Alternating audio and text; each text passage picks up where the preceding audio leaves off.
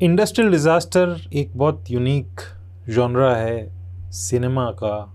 इसमें बनी best series और फिल्मों का नाम लें तो चेरनोबिल का एक यूनिक प्लेस है।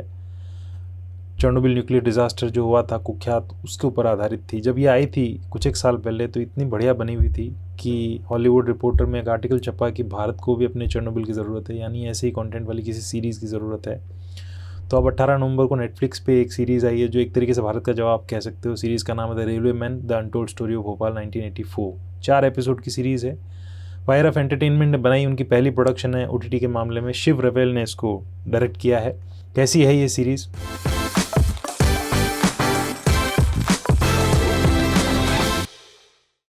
इसकी कहानी बड़ी स्पष्ट है। आप ऑब्वियसली जानते हो कि 2 दिसंबर 1984 को रात में भोपाल में एक अमेरिकन कंपनी थी पेस्टिसाइड बनाने वाली, यूनियन कार्बाइड कुख्यात कंपनी, उसकी विषैली गैस लीक हो जाती है जिसको सीरीज़ में उबली हुई गोभी की बास कह के संबोधित किया जाता है। उसमें हज़ारों लोग मारे जाते हैं। उसके ऊपर इसकी पूरी प्रेमाइस है। द बर्निंग ट्रेन फिल्म अगर आपने देखी हो 1980 में आई थी रवि चोपड़ा की, उसकी कुछ याद आती है इसको देखते हुए।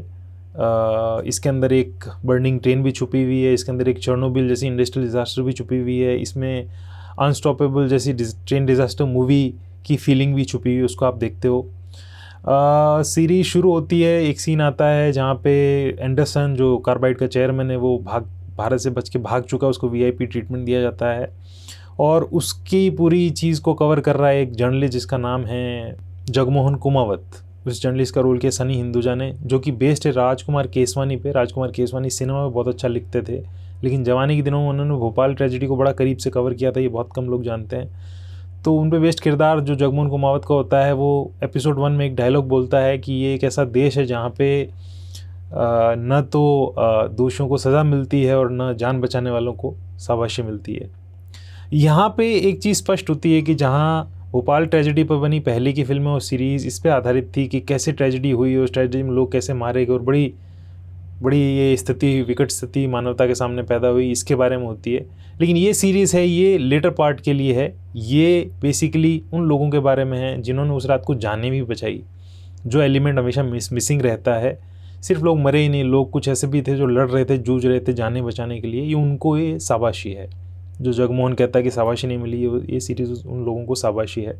कैसा इसका फील है, इसका जो प्रोडक्शन डिज़ाइन है ये बहुत यूनिक है, अच्छा है। बताया जाता है कि इसका प्रोडक्शन बनाया गया है रेलवे स्टेशन और रेलगाड़ियों का जो पूरा सेटअप है ये सिर्फ पूरी तरीके से बनाया गया है, ये कहीं पे कोई रियल रेलवे स्टेशन पर शूटिंग नहीं हुई है।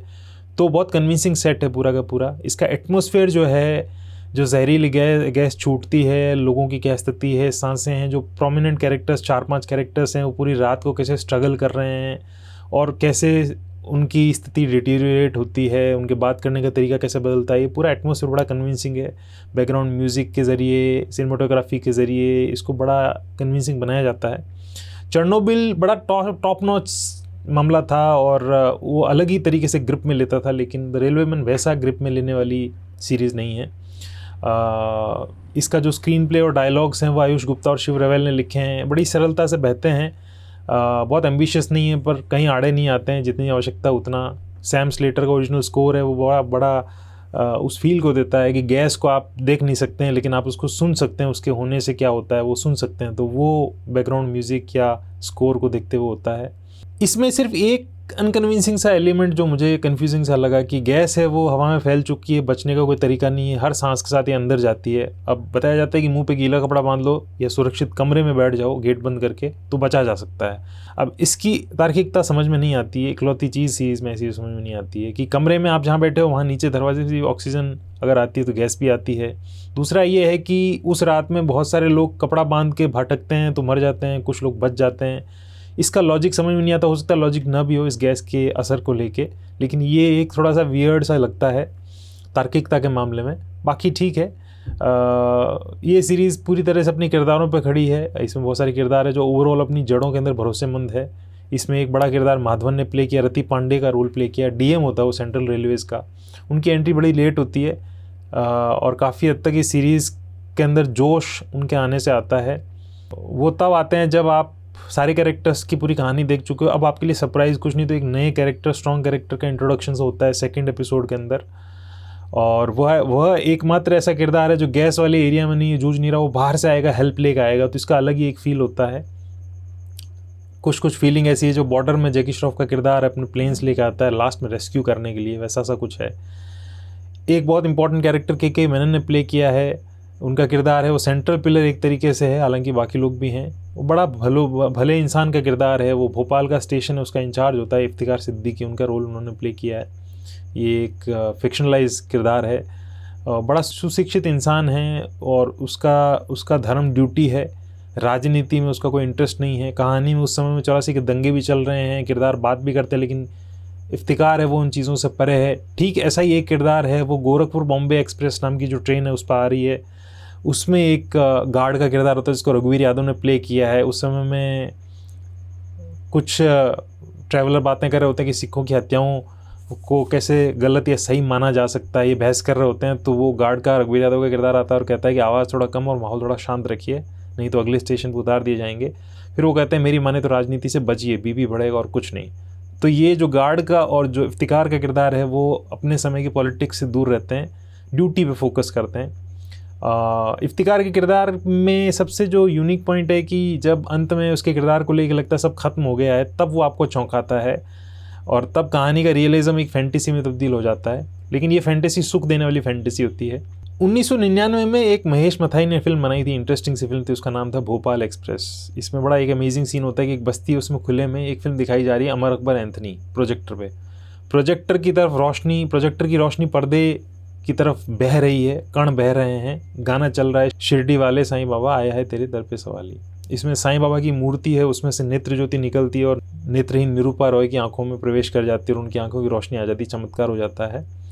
लेकिन उस क्षण में कुछ और हो रहा है, वो ये हो रहा है कि जो आस्था से भरा प्रोजेक्टर होता है उसके प्रकाश कणों के साथ विषैली गैस के जो कण होते हैं वो भी हवा में बह रहे हैं और वो लोगों की तरफ वो फिल्म भी जा रही है, उसका विजुअल भी जा रहा है और गैस भी जा रही है। बड़ा खौफनाक सा सीन होता है। ठीक ऐसा सीन चेरनोबिल में भी होता है, जहाँ पे चेरनोबिल में न्यूक्लियर हादसा हो जाता है और जहाँ पे वो कोर रिएक्टर फटता है उसके बगल में ही कॉलोनी है, फ्लैट्स हैं, लोग खाना खा के शाम को टहलने निकलें बेपरवाह, उनको पता भी नहीं उनके बगल में जो केंद्र है उसमें कितना बड़ा हादसा हो गया है। वो देखते हैं कि उस केंद्र में से आग निकल रही, धुआं निकल रहा है, उनको वो उनके लिए एक कहते हैं ना कि सैर करने कहीं जाते हैं और कुछ देखते हैं, वैसा सा कुछ लगता है। वो बच्चों के साथ, अपने पेट्स के साथ, दोस्तों के साथ घूम रहे होते हैं और एक महिला है, उसके मुंह से निकलता है कि कितना सुंदर है ना, और आप दर्शक के तौर पे हैरान रह जाते हो कि इसको कोई आभास नहीं है, इस चीज़ को सुंदर बोल रही है जो खौफनाक चीज़ है। और जब ये बोल रही होती है तो रात के रोशनी में कण उड़ के उनके ऊपर गिर रहे होते हैं जो बहुत सुंदरता का आभास पैदा कर रहे होते हैं, लेकिन वो कण रेडियो एक्टिव कण होते हैं जो आने वाले समय में उनकी जान लेने जा रहे हैं। ऐसा ही एक सिमिलर ये होता है कि जब स्टेशन के ऊपर लोग बैठे हैं और रात को गैस उनकी तरफ बढ़ रही है और स्टेशन पर 2 बच्चे बैठे हैं जो स्टेशन पे ही रहते हैं और गाना गा के भीख मांगते हैं, और संयोग से वो पूरी सीरीज़ में गाना सारे गाने सिर्फ यश चोपड़ा के ही गाते हैं, जितने भी ये रेलवे स्टेशन भीख मांगने वाले या पैसे मांगने वाले होते हैं। तो काला पत्थर का गाना गा रहे होते हैं, एक रास्ता है ज़िंदगी जो थम गए तो कुछ नहीं, ये वो गा रहे होते हैं और गैस उनकी तरफ बढ़ रही है और थोड़े दिन उनको मारने वाली है। तो ये तीनों जो प्रोमिनेंट इंडस्ट्रियल डिज़ास्टर प्रोजेक्ट्स हैं, इनके अंदर ये बड़ा एक अनकैनी सा, एक कॉमन सा आपको देखने को मिलता है। ये भी एक बड़ा अजब सा संयोग है कि के मेनन ने भी भोपाल एक्सप्रेस में काम किया था। 1999 में वो फिल्म आई थी और उनका किरदार 1999 वाली फिल्म में जहाँ से गुजरता है, 2023 की इस मिनी सीरीज़ में भी उनका किरदार वहाँ से गुजरता है। लास्ट में नसीरुद्दीन शाह के मरने का जो सीन है जिसपे के मेनन का किरदार बहुत गुस्सा होता है, विजय राज का किरदार बहुत फूट के रोता है, ये देखने लायक आप देख सकते हैं। इसमें बाबिल का भी एक रोल है द रेलवे मैन में, और ये उनके करियर का पहला सिंसियर काम मैं कहूँगा।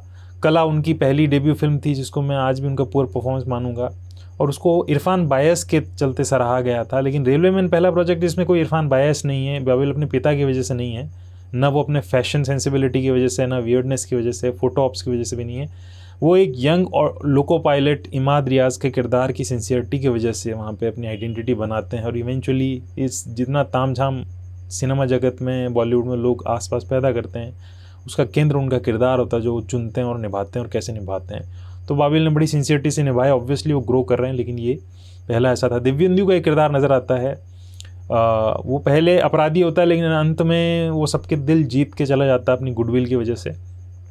ये एक फैक्टर है कि द रेलवेमैन में जितने किरदार लिखे गए हैं और जिन मूल्यों के लिए वो खड़े होते हैं, उन्हें निभाने वाले एक्टर्स की एक्टिंग को आप फीता लेके माप नहीं सकते हो, क्योंकि आपका सारा ध्यान है वो, और जैसे वो अपना आपको अपनी गिरह में लेती है, वो कैरेक्टर्स की गुडविल की वजह से लेती है कि वो कितने भले किरदार है और वो क्या कर रहे हैं। आपका सारा ध्यान इस पर रहता है। ऑब्वियस सी बात है कि डिसेंट एक्टिंग परफॉर्मेंस साथ में चाहिए होता है और यहाँ आपको मिलता भी है। तो कुल मिला के ये है कि मेरे लिए ये कोई बहुत ज़बरदस्त सीरीज़ नहीं है, लेकिन ये एक ऑल टाइम सर्वकालिक एंटरटेनिंग मिनी सीरीज़ ज़रूर है। आप भारत में हैं या भारत से बाहर हैं, दुनिया का कोई भी दर्शक है वो इसको उठा के देखना शुरू करेगा तो उसको बीच में बंद नहीं करेगा, उसको पूरा देखेगा, और जब देख के उठेगा तो तृप्त महसूस करेगा, फुलफिल सा महसूस करेगा। The railwaymen. Thank you.